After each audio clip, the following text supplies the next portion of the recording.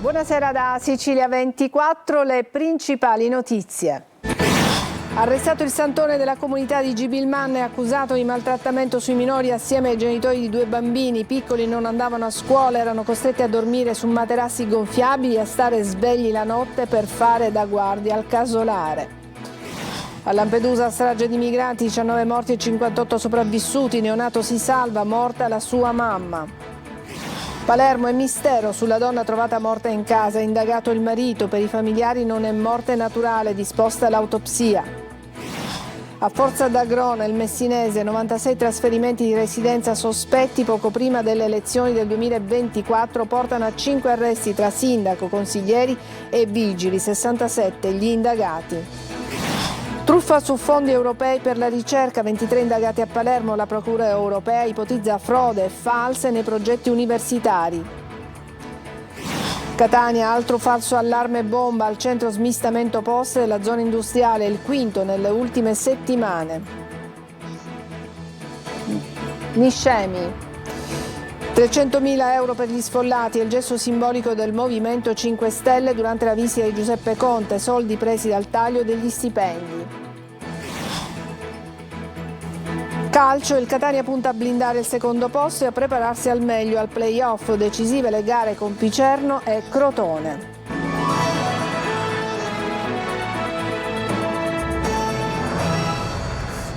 Bentrovati. Il santone della comunità del Bosco di Gibilman in provincia di Palermo è stato arrestato per maltrattamento sui minori, lo ha disposto la Procura di Termini Imerese. Marco Gullà. È finito in carcere per maltrattamenti a minori Shanti Mark Koppicar, 59 anni, il maestro spirituale di origini tedesco-indiane a capo della comunità di discepoli scoperta a Gibilman, a pochi chilometri da Cefalù, dove un gruppo di una quindicina di persone con 2 bambini di 7 e 11 anni viveva in condizioni precarie in un casolare abbandonato fra i boschi. L'uomo era finito sotto i riflettori dopo che la Procura dei minorenni di Palermo aveva deciso di allontanare dalla famiglia e trasferire dal nonno 2 ragazzini che vivevano con i genitori in comunità, costretti a dormire in un casolare fatiscente su 2 materassini senza acqua e né luce. I minori non erano stati vaccinati. Secondo la Procura di Termini Imerese, che ne ha disposto il fermo, l'attività investigativa ha consentito di delineare un contesto caratterizzato da forme di isolamento e di condizionamento psicologico, all'interno del quale i minorenni avrebbero subito condotte ritenute altamente pregiudizievoli. Il santone della comunità del Bosco di Gibilman costringeva i bambini ospiti della comunità a fare le ronde notturne attorno al casolare, senza acqua e luce, in cui vivevano. I piccoli indossavano delle torce sulla testa ed erano costretti a girare nottetempo per avvertire gli adulti dell'eventuale presenza di estranei. Ancora una tragedia del mare al largo di Lampedusa, sono 19 i migranti morti, 7 quelli recuperati ancora in vita e fra loro ci sono 2 bambini. Maglio Viola. Ancora una tragedia del mare al largo di Lampedusa, sono 19 i migranti morti, 7 quelli recuperati ancora in vita e fra loro ci sono anche 2 bambini. I piccoli, uno dei quali ha appena 1 anno, sono in buone condizioni anche se infreddoliti. I 5 adulti, tutti a età compresa fra 25 e 30 anni, invece sono in ipotermia e intossicati da fumi da idrocarburi. Il salvataggio è avvenuto in acque Sahara libiche da parte di una motovedetta della Guardia Costiera italiana. In base alla prima ricostruzione, il barcone sarebbe partito dalla Libia 2 giorni fa con un tempo buono, ma durante la traversata è arrivato il ciclone. Attualmente a Lampedusa piove ininterrottamente, ci sono 10 gradi, ma in mare aperto la temperatura è molto più bassa e il mare grosso impedisce persino al traghetto di navigare. Al momento del soccorso le vittime erano 17, altri 2 migranti sono deceduti durante il difficile rientro della motovedetta verso Lampedusa, partendo da 85 miglia di distanza. Il mare grosso ha reso complicata la navigazione anche del mezzo militare. Sbarcati al Molo Favaloro, gli adulti sono stati trasferiti al poliambulatorio e si valuta un ulteriore trasferimento a Palermo in elisoccorso non appena le condizioni meteo e quelle sanitarie lo consentiranno. Non corrono pericolo di vita invece i bambini, anche se il più piccolo è rimasto orfano. Sembra infatti viaggiasse solo con la madre e la donna sarebbe una delle 19 vittime. La Procura di Enna ha iscritto 2 persone nel registro degli indagati per omicidio nell'ambito dell'inchiesta sulla morte di Toni Di Marco, l'operaio di 61 anni morto mentre era al lavoro in un campo di calcio privato nella zona bassa della città. L'uomo non è caduto da un cestello, come era stato detto, ma è stato colpito dal braccio di una gru che si è staccato. C'è mistero sulla morte di una cinquantenne trovata senza vita in casa a Palermo. È stata disposta l'autopsia e indagato il marito. Per i suoi familiari non si tratta di morte naturale. Marco Gullà. Sarebbe stata trovata morta in casa, distesa per terra, accanto al letto, e nulla, per il momento, farebbe pensare a un delitto, ma secondo la madre della vittima non si tratterebbe di un decesso per cause naturali. La procura ha disposto l'autopsia sul corpo di Gherda Caruso, 50 anni, il cui cadavere è stato rinvenuto sabato scorso nell'appartamento di via Maccionello a Palermo, a 2 passi dall'ospedale Cervello, in cui abitava con il marito, un uomo di 46 anni, Giuseppe Greco, attualmente unico indagato per omicidio preterintenzionale, è il figlio. I fatti risalgono allo scorso 25 marzo. La donna, secondo una prima ricostruzione, era nell'appartamento insieme al figlio appena adolescente. A rinvenire il cadavere sarebbe stato però il marito, un autotrasportatore sempre in giro alla guida di un tir che nelle ore precedenti aveva provato a chiamare la donna senza ricevere alcuna risposta. Insospettito dalla situazione, l'uomo avrebbe deciso di tornare a casa per controllare se ci fossero problemi. Una volta varcato l'ingresso, la macabra scoperta.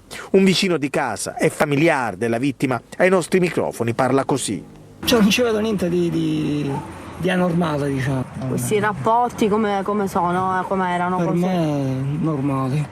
Il bambino è tenuto benissimo. Sapete che il bambino... Per i genitori della donna, che non avrebbero avuto mai dei rapporti idilliaci con il genero, qualcuno potrebbe aver ucciso Gherda facendo in modo che nessuno potesse pensare a un omicidio. Ignoto al momento l'eventuale movente. Non più casi isolati, ma un fenomeno stabile. All'indomani dell'ennesimo episodio di violenza fra giovani, il procuratore di Gela Salvatore Vella torna a denunciare la crescente diffusione delle armi tra i ragazzi e lancia un appello. Gerry Italia.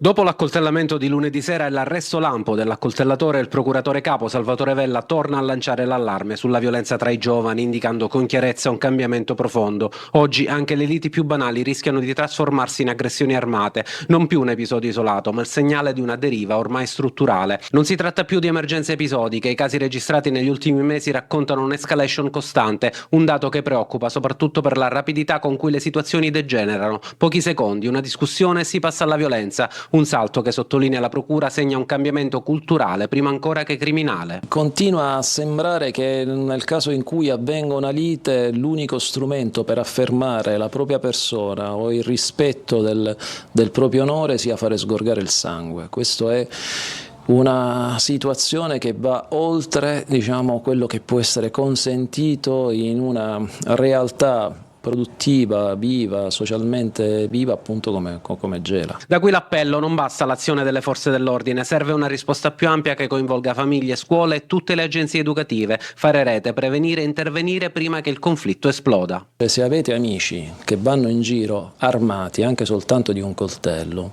ditegli che è una stupidaggine, perché da una semplice lite si può arrivare ad un omicidio, quindi ad una vita che si perde, o a una vita che si perde in carcere, perché se ammazzi qualcuno con un coltello rischi seriamente l'ergastolo, quindi di andare in carcere e non uscire più a 20 anni. A Forza d'Agro, nel Messinese, tra i 5 indagati ci sono anche il sindaco e un consigliere comunale. L'inchiesta è quella dei trasferimenti fittizi di residenza a ridosso delle elezioni del 2024. Francesco Triolo. 96 trasferimenti di residenza proprio in prossimità delle elezioni amministrative del 2024 in un piccolo paese come Forza d'Agro, che conta appena 835 abitanti, non erano passate inosservate. Trasferimenti in alcuni casi avvenuti appena in tempo rispetto ai 45 giorni necessari prima delle elezioni. L'inchiesta, avviata dalla Procura di Messina dopo una segnalazione di anomalie, ha portato questa mattina a 5 ordinanze cautelari per i reati di associazione per delinquere finalizzata alla falsità del pubblico ufficiale in atti pubblici. Ai domiciliari sono finiti il sindaco di Forza d'Agro, Bruno Miliadò, un consigliere comunale, un agente e un ausiliare del traffico della polizia municipale ed è stato disposto il divieto di dimora a carico di un altro consigliere comunale. Secondo quanto ricostruito dagli inquirenti, le indagini avrebbero fatto emergere l'esistenza di un presunto sodalizio criminale dedito alla produzione di falsi atti pubblici, in particolare attestazioni di residenza fittizie, un sistema che sempre, secondo l'ipotesi accusatoria, sarebbe stato finalizzato a influenzare le consultazioni amministrative dell'8 e 9 giugno del 2024 per il rinnovo del Consiglio Comunale alla carica di sindaco di Forza d'Agro. Sono coinvolte anche altre 67 persone per avere concorso a formare falsi verbali di accertamento di iscrizione anagrafica con false dichiarazioni di dimora abituale, così da poter votare in quel comune. Dalle indagini è emerso come la residenza era attestata in immobili inesistenti, disabitati e in disuso, in alcuni casi nelle camere di 2 alberghi riconducibili al sindaco ed ad uno dei consiglieri comunali indagati, e in un caso anche in uno stabilimento balneare della frazione Fondacoparrino. False sono risultate 59 richieste su 96. In quelle elezioni, dove votarono 673 aventi diritto, Miliadò vinse con uno scarto di 30 voti, mentre la lista che lo sosteneva si è affermata con 40 preferenze di scarto. Sul rapporto mafia e politica abbiamo sentito il procuratore di Catania, Francesco Curcio. L'intervista è di Lorena Dolci. In questo connubio con la politica, come si è andato evolvendo negli ultimi anni, la mafia diventa sempre più colletto bianco, non ha più bisogno di corrompere i politici perché sono, diciamo, una loro stessa emanazione. Ma esiste, per così dire, una forma di corruzione, se vogliamo, che è quella elettorale, e cioè il politico cosa vuole? Più che i soldi, vuole il potere, vuole gestire i flussi economici. Da qui poi può trarne anche dei vantaggi personali. Ma quello che gli interessa è occupare una postazione dalla quale gestisce i flussi economici che vengono dalla regione, che vengono dall'Unione Europea, che vengono dallo Stato italiano. E per poterlo fare che cosa ha bisogno? Di voti. Ora mi dirà lei, ma la mafia quanti voti può controllare? Ma anche se fossero il 5% sono decisivi. Perché se lei sposta il 5% da una parte o dall'altra vuol dire che poi sposta in realtà il 10%, e quindi chi ha il 41 avrà il 51 delle preferenze, non so se sono stato chiaro, quindi ha un ruolo fondamentale in questa logica, per cui e qui è il peccato della politica, cioè che aspetta che i magistrati facciano le indagini e facciano la condanna definitiva, abbiano la condanna definitiva, ma non è che voglio dire è un diritto assoluto quello di fare il sindaco, si fa fare il sindaco alle persone che non risultano specchiate anche all'esterno, quindi le mele marce andrebbero allontanate fin da subito, al sorgere del primo sospetto. Truffa sui fondi europei nell'ambito della ricerca farmaceutica universitaria. Sono 23 gli indagati a Palermo fra professori universitari, ricercatori e imprenditori, ma il GIP ha respinto la richiesta di arresto per 17 di loro perché i fatti sono troppo lontani nel tempo. Manlio Viola. Truffa aggravata e falso materiale nell'ambito dell'uso dei fondi europei per la ricerca. Con queste accuse la Procura europea indaga a Palermo su 23 fra professori universitari, ricercatori ed imprenditori. L'inchiesta riguarda il progetto di ricerca BITOS e nasce dalle dichiarazioni di 2 ricercatori che hanno raccontato agli inquirenti come alcuni professori siano stati pagati senza aver mai contribuito e come siano state rendicontate spese per materiali e acquisti di attrezzature mai realizzati grazie ad accordi fra professori e imprenditori.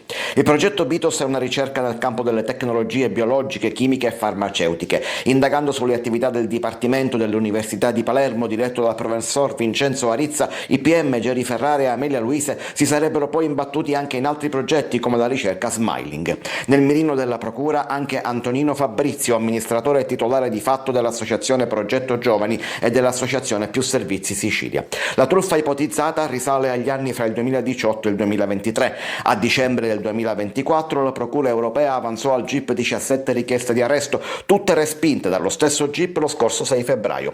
Per il magistrato a impedire l'applicazione dei provvedimenti cautelari sarebbe la risalenza nel tempo delle condotte, troppo dunque il tempo trascorso dalla commissione dei reati perché possano configurarsi i motivi di arresto. Gli indagati hanno già reso gli interrogatori preventivi e adesso la Procura ha presentato un ricorso al Tribunale del riesame contro la decisione del GIP. Quinto falso allarme bomba in poche settimane al centro di smistamento posta e la zona industriale a Catania. Ancora un pacco sospetto e scattano le procedure di sicurezza. È stata evacuata la struttura. Desiree Ferlito. Il quinto allarme in poche settimane, sempre al centro di smistamento di poste nella zona industriale a Catania. Un'escalation che preoccupa lavoratori e istituzioni, stesso copione dell'ultimo episodio registrato nella notte tra domenica e lunedì, quando uno dei dipendenti si era trovato davanti a un pacco alimentato a una batteria e da cui fuoriuscivano alcuni fili. L'ordigno, risultato poi inoffensivo, era stato creato appositamente per seminare terrore. Ma chi e perché trama per generare terrore?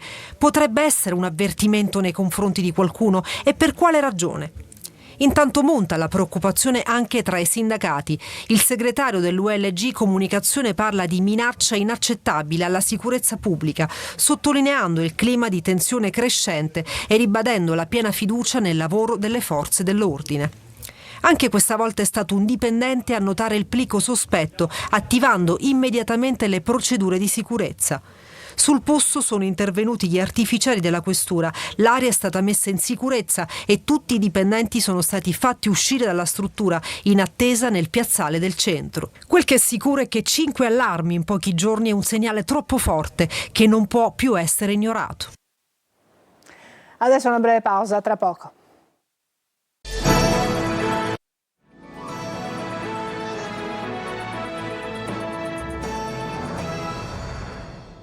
€300.000 per gli sfollati di Niscemi è il gesto simbolico del Movimento 5 Stelle durante la visita di Giuseppe Conte. Stamattina alla conferenza stampa all'Ars contro Schifani. Gerry Italia. €300.000 subito disponibili per chi ha perso la propria casa. Parte da qui la visita a Niscemi del presidente Giuseppe Conte, che insieme ai rappresentanti del Movimento 5 Stelle ha consegnato simbolicamente agli sfollati le risorse raccolte attraverso il taglio degli stipendi dei parlamentari. Un aiuto concreto destinato a coprire le necessità più urgenti, dall'acquisto di beni di prima necessità ai servizi locali, con l'obiettivo di sostenere anche il tessuto economico delle imprese niscemesi. Ma dietro il gesto simbolico resta una situazione ancora complessa. Tra abitazioni inagibili e famiglie lontane dalle proprie case, l'emergenza legata all'evento franoso continua a pesare sulla comunità. Nel corso della visita Conte ha incontrato per la seconda volta il comitato dell'evento franoso e gli sfollati. Un confronto diretto fatto di richieste precise e criticità ancora aperte. La politica, se prende degli impegni, deve mantenere, perché su quello che si basa la fiducia dei cittadini. Noi siamo all'opposizione, anche qui in Sicilia, non possiamo risolvere noi i problemi, ma quel che è certo è che noi ce la mettiamo tutta, anche non solo per quanto riguarda gli emendamenti del provvedimento che li riguarda, che sono in Parlamento nazionale, lavoriamo qui in Assemblea siciliana e poi il nostro piccolo facciamo, perché oggi iniziamo a distribuire i primi concreti aiuti tagliandoci gli stipendi. Tra le priorità indicate, interventi sui prezzi delle abitazioni, misure di ristoro economico e soluzioni immediate per affrontare le difficoltà quotidiane. Questa mattina il leader dei 5 Stelle era stato anche a Palermo, da dove aveva rilanciato la questione morale e politica, denunciando un sistema che da oltre 10 anni lascia i cittadini senza risposte. Nel mirino il governo regionale che, dice, deve andare a casa. Parole dure che si accompagnano all'annuncio di un impegno diretto con la promessa di una presenza più costante in Sicilia. STM incontro a Palermo all'assessorato alle attività produttive, confermato il ruolo centrale del sito di Catania, ma le fasi 2 e 3 rimangono ancora incerte nei tempi di attuazione. Sentiamo Orazio Longo. Catania come sito produttivo ad alti volumi, con il mantenimento delle linee in silicio su M5 200 mm e lo sviluppo della nuova tecnologia GAN, oltre al rafforzamento delle attività di ricerca attraverso un ecosistema integrato e l'adozione di metodologie avanzate di analisi e automazione. A Palermo, all'assessorato regionale alle attività produttive, alla presenza dell'assessore Tamaio e del sindaco di Catania Trantino, si è parlato di STM, confermato il ruolo strategico del sito etneo, inserito in una dimensione internazionale e gli investimenti annunciati, con una crescita occupazionale prevista fino al 2034 tra le 2.000 e le 3.000 unità. Ma le preoccupazioni rimangono, sottolinea il sindacato GL, per l'incertezza nell'attuazione delle fasi 2 e 3 del progetto. Le fasi 2 e 3 invece purtroppo sono delle circostanze che dipendono molto dal mercato. ST ha puntato molto sull'elettrificazione dell'auto. Questo purtroppo oggi il mercato non permette di avere una visibilità a lunga gittata e quindi sta pensando di avere anche altre eventualmente opzioni per poter investire sul mercato. Ci auguriamo che questo accada perché dobbiamo mettere chiaramente in salvaguardia sia le tecnologie attuali, ma dobbiamo soprattutto pensare a quelli che sono i livelli occupazionali e gli investimenti e anche le assunzioni. All'incontro di Palermo per la multinazionale era presente Fabio Gualandris, che ha presentato un aggiornamento delle prospettive per quanto riguarda Catania e il centro di progettazione di Palermo. Sono state posticipate di un anno, dal 2026 al 2027, alcune produzioni, ma c'è anche un altro nodo sottolineato dai sindacati per Fiorme e CGIL: senza accordo sull'acqua è a rischio l'investimento STM se non sarà sottoscritto con la Sidra un contratto che stabilisca in modo puntuale quantità, qualità e tariffa dell'acqua realmente disponibile. Adesso una breve pausa e poi il calcio con il Catania.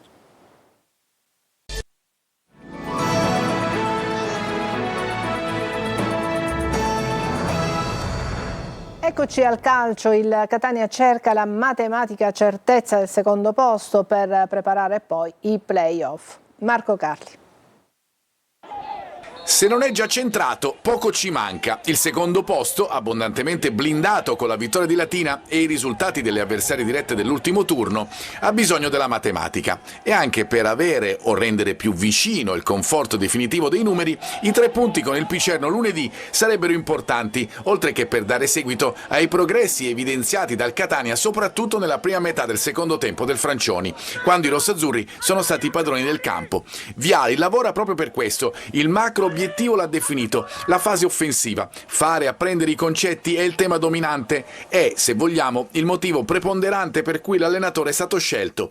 Un altro obiettivo è il recupero dei giocatori che possono fare la differenza. Ciccerelli continua ad aumentare il minutaggio, Forte sta accelerando, ma è molto difficile che venga rischiato per la partita con il Picerno. Dunque Caturano e Lunetta si divideranno ancora il peso dell'attacco, supportati dal ritrovato Bruzzaniti, da D'Ausilio e Jimenez, oltre che appunto da Ciccerelli. Intanto aumentano le rotazioni dietro, con Carnielutti che con la difesa a 4 può tornare protagonista, e al centro in cui Di Noia può dare un aiuto consistente. 2 partite, 2 lunedì con Picerno e Crotone per definire anche matematicamente la posizione in classifica, e poi un mese per presentarsi al meglio ai play-off. È l'obiettivo. Il Catania ci sta già lavorando. Bene, è tutto per questa edizione di Sicilia 24. Grazie per averci seguito. Buona serata.